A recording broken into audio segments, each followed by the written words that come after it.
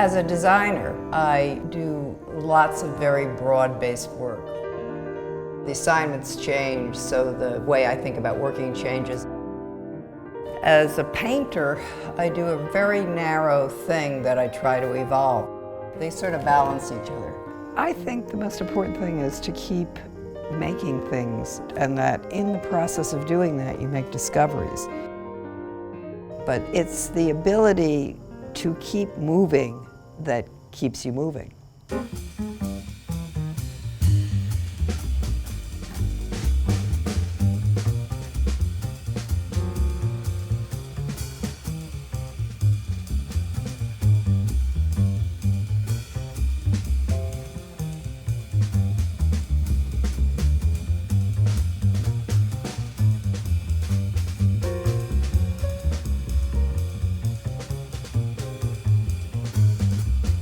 Usually, I'm looking for some kind of hook or idea that strings the thing together visually.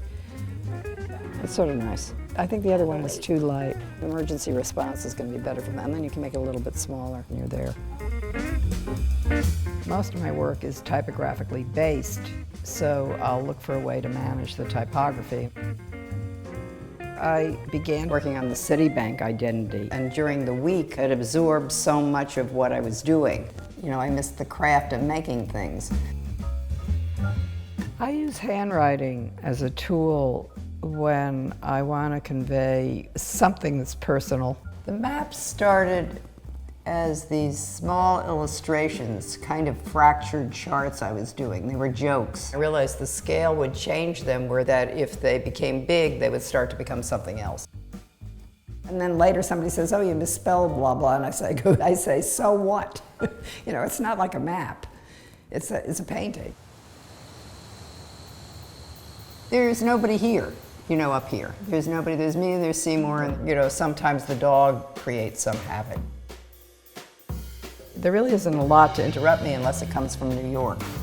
In New York City, I'm continually interrupted. Interruption is part of the creative process. The interruption sort of fuels the work. In the early 80s, after I started my own business, Silas asked me to design a poster. I really began to view the subways as my gallery.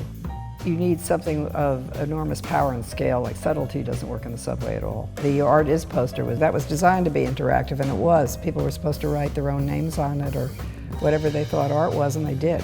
The words were really the response, and it was just a list of people I admired, and it went on forever. SVA is a place that teaches you to not just be a professional, but be a professional with an art bent, that you challenge the way people see is part of the makeup and the spirit of the school. That's what's most important, is to put yourself in a position, sort of a free fall, where you're in the act of making and you let go of preconceived notions and you begin to solve things in some unusual way.